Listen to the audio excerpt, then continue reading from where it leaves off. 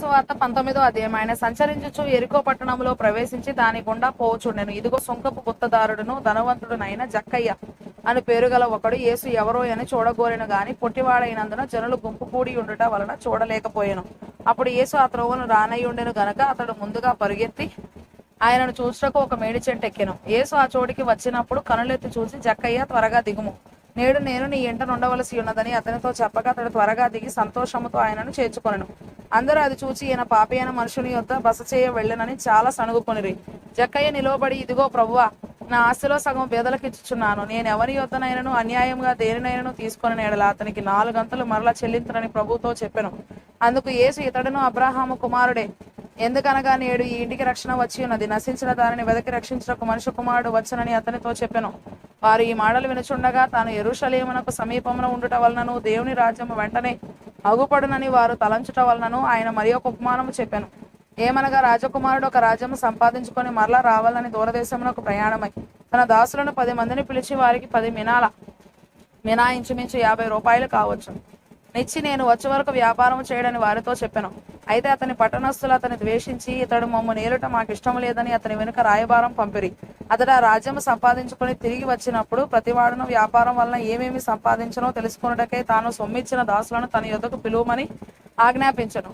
మొదటివాడు ఆయన ఎదుటికి వచ్చి, అయ్యా, నీ మినా వలన 10 మినాలు లభించనని చెప్పగా అతడు, బలా మంచి దాసుడా, నీవు ఈ కొంచెంలో నమ్మకముగా ఉంటివి గనుక 10 పట్టణముల మీద అధికారివై ఉండుమని వానితో చెప్పెను. అతడు రెండోవాడు వచ్చి, అయ్యా, నీ మినా వలన 5 మినాలు లభించననగా అతడు, నీవును 5 పట్టణముల మీద ఉండుమని అతనితో చెప్పెను. అతడు మరి ఒకడు వచ్చి, అయ్యా, ఇదిగో నీ మినా, నీవు పెట్టని దానిని ఎత్తుకొని వాడవును, విత్తని దానిని కోయివాడవునైనా కఠినుడవు గనక నీకు భయపడి దీనిని రుమాలను కట్టి ఉంచితనని చెప్పెను. అందుకు అతడు, చెడ్డదాసుడా, నీ నోటి మాటను బట్టియే నీకు తీర్పు తీర్చుదును. నేను పెట్టని దానిని ఎత్తువాడను, విత్తని దానిని కోయివాడనునైనా కఠినుడనని నీకు తెలిసి ఉండగా నీవెందుకు నా సొమ్ము సాహుకారుల యొద్ద నుంచలేదు? అట్లు చేసి ఉండిన ఎడల నేను వచ్చి వడ్డీతో దాన్ని తీసుకొందునే అని వానితో చెప్పి వీని యొద్ద నుండి ఆ మినా తీసివేసి 10 మినాలు గలవాని కీడని దగ్గర నిలిచిన వారితో చెప్పిన. వారు, అయ్యా, వానికి 10 మినాలు కలవే అనిరి. అందుకతడు, కలిగిన ప్రతి వానికి ఇయ్యబడును, లేని వాని యొద్ద నుండి వానికి కలిగినదియు తీసివేయబడునని మీతో చెప్పుచున్నాను. మరియు నేను తమ్మును ఏలుటకు ఇష్టము లేని నా శత్రువులను ఇక్కడికి తీసుకొని వచ్చి నా ఎదుట సంహరించుడని చెప్పాను. యేసు ఈ మాటలు చెప్పి యెరూషలేమునకు వెళ్ళవలని ముందు సాగిపోయాను. ఆయన ఒలీవల కొండ దగ్గరనున్న బేత్పగే బేతనియా అను గ్రామముల సమీపమునకు వచ్చినప్పుడు తన శిష్యులనిద్దరిని పిలిచి, మీరు ఎదుటనున్న గ్రామమునకు వెళ్ళుడి. అందులో మీరు ప్రవేశింపగానే కట్టబడి ఉన్న ఒక గాడిద పిల్ల మీకు కనబడును.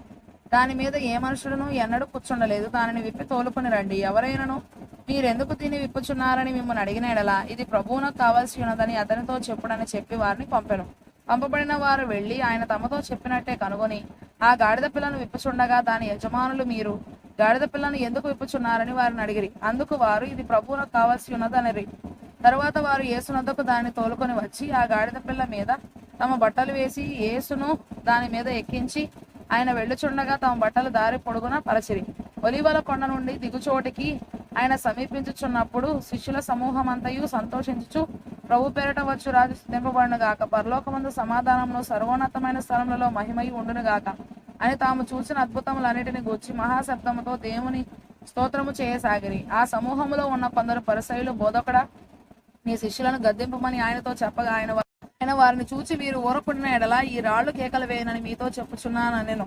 ఆయన పట్టణమునకు సమీపించినప్పుడు దానిని చూసి దాని విషయమై ఏడ్చి, నీవును ఈ నీ దినమందైనను సమాధాన సంబంధమైన సంగతులను తెలుసుకొనిన ఎడల నీకెంతో మేలు గాని ఇప్పుడు అవి నీ కనులకు మరుగు చేయబడి ఉన్నవి. ప్రభువు నిన్ను దర్శించిన కాలము నీవు ఎరుగకుంటేవి గనుక నీ శత్రువులు నీ చుట్టూ గట్టు కట్టి ముట్టడి వేసి అన్ని ప్రక్కలను నిన్ను అరికట్టి నీలోనున్న నీ పిల్లలతో కూడా నిన్ను నేల కలిపి నీలో రాతి మీద రాయి నిలిచి ఉండనీయని దినములు వచ్చునని చెప్పాను. ఆయన దేవాలయంలో ప్రవేశించి అందులో విక్రయము చేయు వారితో నా మందిరము ప్రార్థన మందిరము అని రాయబడి ఉన్నది.